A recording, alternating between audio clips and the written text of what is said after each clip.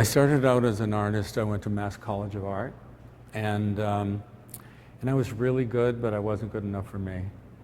And I decided in 1960 that my interests were, well, in 1959 I decided that my interests were more art history than making art. My entire life I've only been interested in art from the time I was a little kid. And so I went to graduate school at Boston University. I actually was in school with Bryce Marden at BU. And one day I opened a little gallery in Boston. My original plan was to direct the Museum of Modern Art. That's what I thought. I thought that would be okay, to be the director of MoMA. But I didn't know what the director was, to being a director was. You know, I was interested in just being involved with the art, not in building buildings and things like that, which is what it is now. So I opened a little gallery, and I was, you know, I always went to New York as a kid to see what was happening in the galleries, in the Janus Gallery and the Betty Parsons Gallery, and spent my time in those places. And Martha Jackson's gallery, which was one of the great galleries of the world then, which I think people don't even know about now. That's where so many things happened. So much new art happened. Anyway, so I opened a little gallery in Boston, and it was really tough sledding. It was with a tiny bit of money, and and I was showing the pop artists, and I loved their work. A lot of them were my friends, and I was hanging out in New York with those guys. I was about 10 years younger than all of them, and I felt that, you know, I suddenly couldn't get their works. Their works were starting to sell in New York, and it was hard to get works for Boston. And so I decided I had to get to New York. And a guy came into the gallery named Fred Mueller, and I was hanging an Albert show, and this was in '62. It was a wonderful show of Albert's. People didn't really buy his work then, and he gave me this show. I met him at Yale and had this great show. And Fred Mueller bought the only painting out of the show. We got to talking, and he was a guy of incredible taste and style, and we became friends right away. And a month afterwards, I did a big show called Stock Up for the Holidays, which was an anthology of pop art. And Fred came to the opening. Everyone came. Andy came, and Oldenburgs came, and the Wesselmans came, and Dick Bellamy came. Everyone came to Boston. It was a big deal. You know, these artists weren't famous, and they didn't have that many exhibitions. And Fred came, and on the Sunday morning after the show, we were sitting around and talking, and I had been considering opening a gallery in New York with the Hanover Gallery in London. And I said to Fred, you know, I'm thinking of opening this gallery, and he had asked me about connecting him with another gallery to work in another gallery. And obviously he bought an Albers for about $4,000, which was an enormous amount of money then, so he had some means, and he was a young man. And I said, are you interested in doing a gallery in New York? He said, well, I was hoping you'd ask that. And just like that, we opened in New York. So you were drawn, when you came to New York, it seems that the gallery was drawn to the styles that were emerging in opposition to abstract expressionism at the time. It's true. Is this something that,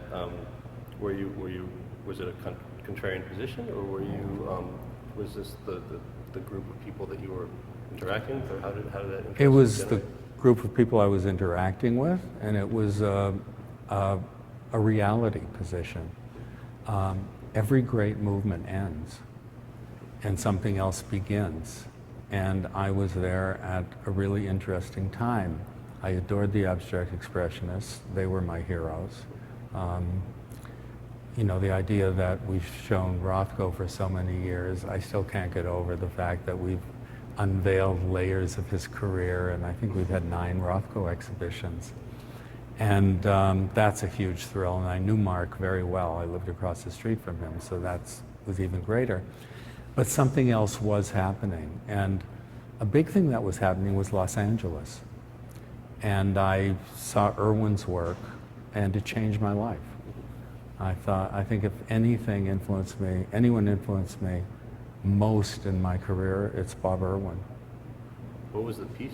It was the first dot paintings. And I saw that Irwin was taking art someplace else, that it was really shooting for the stars. And I liked that very much. It was where abstract expressionism left off, and something intangible that was the legacy of abstract expressionism started. So we showed Irwin and Larry Bell and Craig Kaufman, and then did shows with McCracken and all the California artists, and New York hated it. We had so much opposition to what we were showing. It was called shishi and chic and fetishistic in its finish, and you know, you're dealing with a 10th Street aesthetic of a paintbrush full of paint, or even the way Oldenburg painted his plaster pieces with paint dripping and everything, or Stella happening at the same time and disregarding the edges of his canvas and dealing only with the surface. And then you have someone like Irwin coming along where everything has to be dealt with. The wall, the lighting, nothing is a given. Nothing is an accident, everything is a given. It was a totally different aesthetic, and you know, it was mine.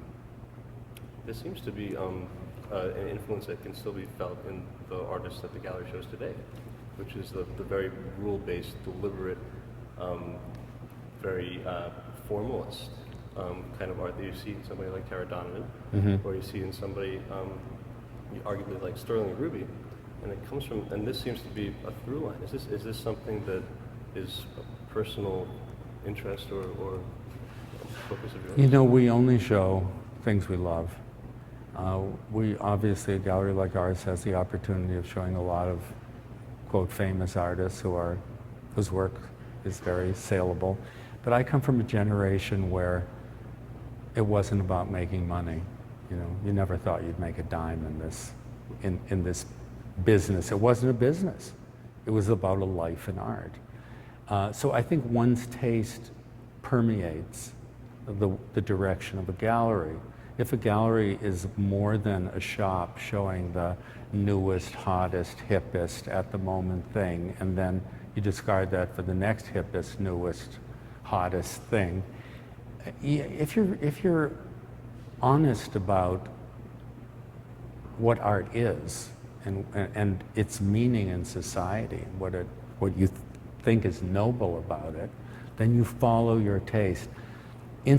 Just with the people that are involved in the gallery who make decisions about artists, like Susan Dunn and Douglas Baxter and Peter Boris and my son Mark, the rule-based art show was Mark's show.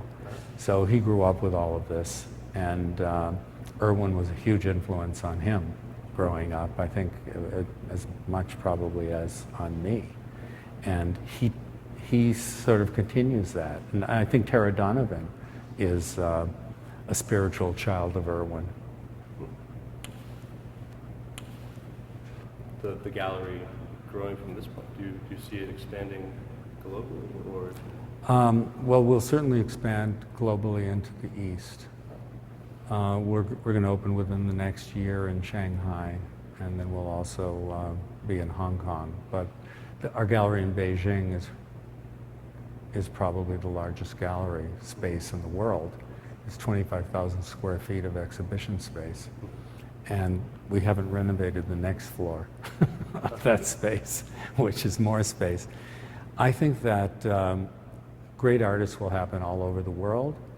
I think the abundance of great art in the 20th century is going to come from Asia. Just as China is the future, their art is the future. They have a narrative to tell that's quite fantastic. The Western narrative, to the greatest extent, is over. The Chinese narrative is just beginning. Wow. And this is in terms of the artistic tradition, or in terms of power, or? It's in terms of the artistic vision. That realize art in China began on a clean slate after the Cultural Revolution. So what's happened is you've seen the first generation of some very significant artists like Zhang Zhaogong. The next generation artists include Zhang Wan, who I think is just a gigantic talent. And they're young artists who are mostly involved in installation and in performance and in video that just would knock your socks off. And I'm not sure the West can compete. Just as, you know, a couple of years ago in the art market, when the global market slumped, people were saying, well, the Chinese bubble in art is over. You know, the Chinese art is over when China's over, and China's just beginning. Wow. So I'm taking you optimistic. Oh, I'm very optimistic. I think I go back and forth to China every couple months. I think it's thrilling.